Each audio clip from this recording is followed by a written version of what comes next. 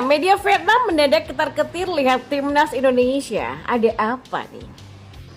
Ya, bersiap. Andai dipanggil timnas Indonesia di kualifikasi Piala Dunia 2026, Jens Steffen ajak Kelvin Verdong dan Rafael Struijk ngobrol. Media China optimistis timnas China singkirkan timnas Indonesia dan Bahrain untuk lolos ke babak keempat kualifikasi Piala Dunia 2026. Simak selengkapnya di sini hanya di Kamus Bola bersama saya untuk Anda.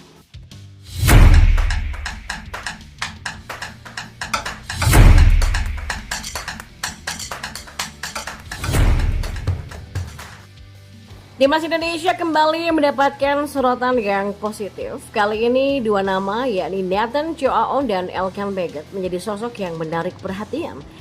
Ya, sebelumnya Nathan menjalani debut sebagai starter saat Swansea City menghadapi Gillingham. Ya, Nathan sukses membawa timnya mencatatkan kemenangan dengan skor 3-1 di laga tersebut. Elkan juga tampil solid ketika Blackpool FC melumat Burton Albion dengan kemenangan 4-0. Hal ini jadi modal penting sebelum mereka bertugas di timnas Indonesia pada bulan September nanti. Sementara media asal Vietnam yaitu Soha juga ikut menyoroti perkembangan skuad Garuda. Dengan penampilan percaya diri Nathan dan Elkan, maka Indonesia bisa mendapatkan keberuntungan. Apalagi mereka akan berlaga di kualifikasi Piala Dunia 2026 zona Asia. Tentunya butuh mental yang kuat dan persiapan matang agar Indonesia bisa mendapatkan hasil yang positif di sana. Arab Saudi dan Australia menjadi tim yang sudah menunggu mereka pada bulan September mendatang. Fakta bahwa beberapa pemain membuat jejak mereka di Eropa juga membantu pelatih Shin Tae-yong untuk lebih percaya diri. Jadi dalam konteks tim Indonesia untuk mempersiapkan pertandingan pertama di babak kualifikasi ketiga Piala Dunia 2026. Ya, tim Indonesia akan menghadapi dua tim yang sangat kuat seperti Arab Saudi dan Australia pada awal September, bunyi laporan Soha. Masih dalam sumber yang sama, penampilan pilar skuad Garuda di Eropa membawa kewaspadaan tinggi. Mereka menilai bahwa ini menjadi alarm bagi negara-negara ASEAN lebih waspada. Apalagi Indonesia dalam tren positif dan mereka sukses mencatatkan beberapa hasil yang positif juga. Nah, ini bisa jadi momentum bagi pasukan Shin Tae-yong mencatatkan prestasi di kancah Asia Tenggara. Selain itu, para pemain Indonesia yang unjuk gigi di benua Eropa juga membuat para pesaing di Asia Tenggara menjadi was-was, ya termasuk Vietnam. Dalam beberapa waktu mendatang, Indonesia akan menjadi tim yang paling dihargai. Dan saat mengikuti turnamen regional, tutup laporan tersebut. Ya, Jens Steffen sudah membuktikan tampil dengan baik bersama timnas Indonesia U19. Striker naturalisasi berdarah Belanda ini ikut membawa Garuda Nusantara menjuarai Piala AFF U19 2024 di Surabaya. Striker berusia 18 tahun ini memberi kontribusi 4 gol dan 2 assist dalam ajang tersebut. Hal ini membuat Jens Steffen disebut layak membela timnas Indonesia senior yang akan menjalani putaran ketiga kualifikasi Piala Dunia 2026. Oh ya, tentu saja akan menjadi suatu kehormatan untuk bermain di tim senior. Seperti saya bilang sebelumnya, saya ingin berjalan selangkah demi selangkah. Saya sangat senang karena saya merasa ada di posisi yang tepat saat ini dengan tim U19 dan U20, kata Jens Steffen. Dia juga mengatakan, saya pikir kami masih punya beberapa target ya yang ingin dicapai bersama tim U20. Jadi saya ingin fokus pada apa yang ada di sini dulu. Namun kalau saya memang mendapatkan kesempatan untuk tampil di tim senior untuk U23, hal ini akan jadi kehormatan yang luar biasa, ujarnya.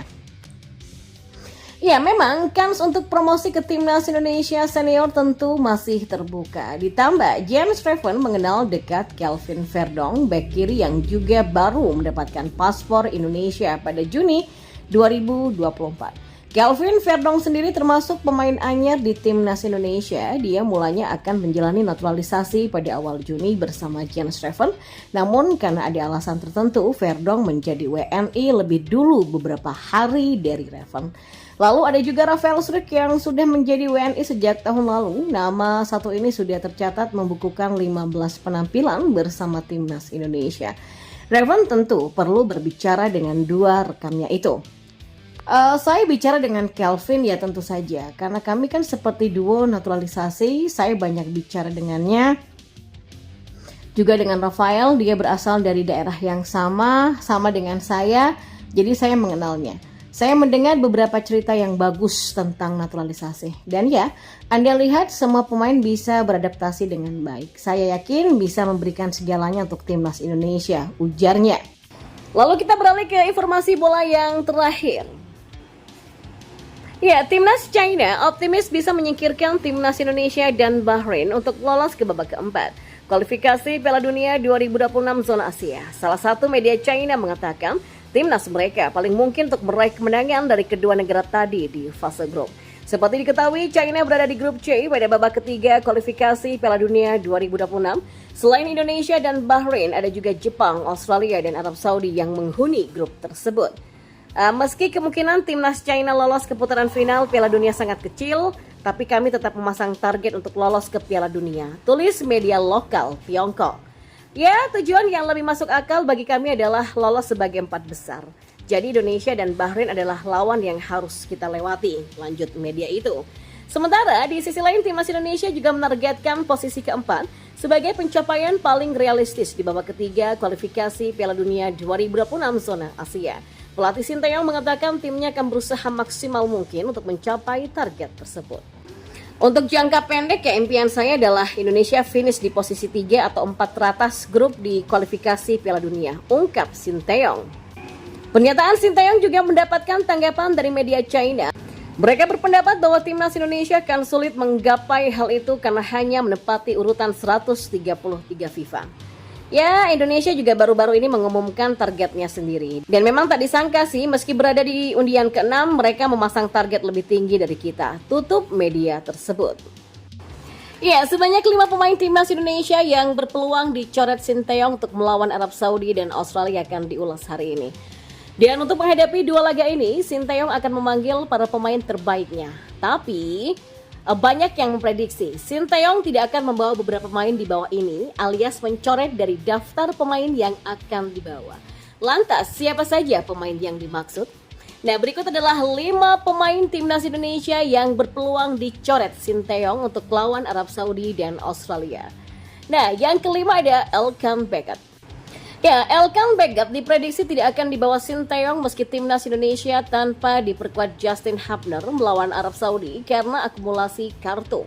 Sebab ketiadaan Elkan masih dapat digantikan pemain lain seperti Jay Itzes, Rizky Ridho, sampai sejumlah pemain yang bisa dimainkan sebagai bek tengah sebelah kiri seperti Nathan Chow, Kelvin Verdong, dan Shani Patinama. Yang keempat ada Wahyu Prasetyo.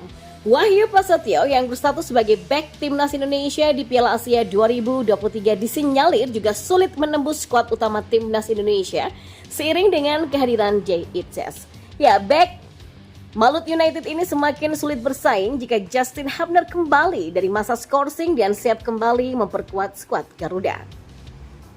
Lalu yang ketiga ada McLeod. Maksudnya Tom Heye sampai semakin matangnya Ivar Jenner di lini tengah timnas Indonesia membuat Mark Locke sulit kembali mengisi lini sentral skuad Garuda. Jangankan bersaing dengan nama-nama tadi, untuk menggeser Ricky Kambuaya sekalipun butuh usaha ekstra bagi gelandang berdarah Belanda tersebut. Yang kedua ada Hoki Caraka.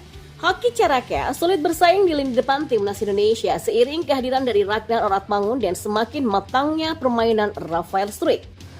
Sementara bersama PSS Sleman di Liga 1 musim ini, Hoki Caraka juga belum mencetak gol. Di pekan pembuka Liga 1, Hoki Caraka tampil melempem ketika PSS Sleman kalah 0-1 dari Persebaya Surabaya. Lalu yang pertama ada Jordi Amat. Ya, posisi puncak ada Jordi Amat, bek berusia 32 tahun ini dipastikan absen melawan Arab Saudi karena akumulasi kartu. Untuk laga melawan Australia, Jordi Amat juga belum tentu bermain sebab mantan bek Espanyol ini sedang mengalami cedera. Dan yang terbaru, dia juga absen di laga Johor Darul Takzim ketika melawan Kedah Darul Aman.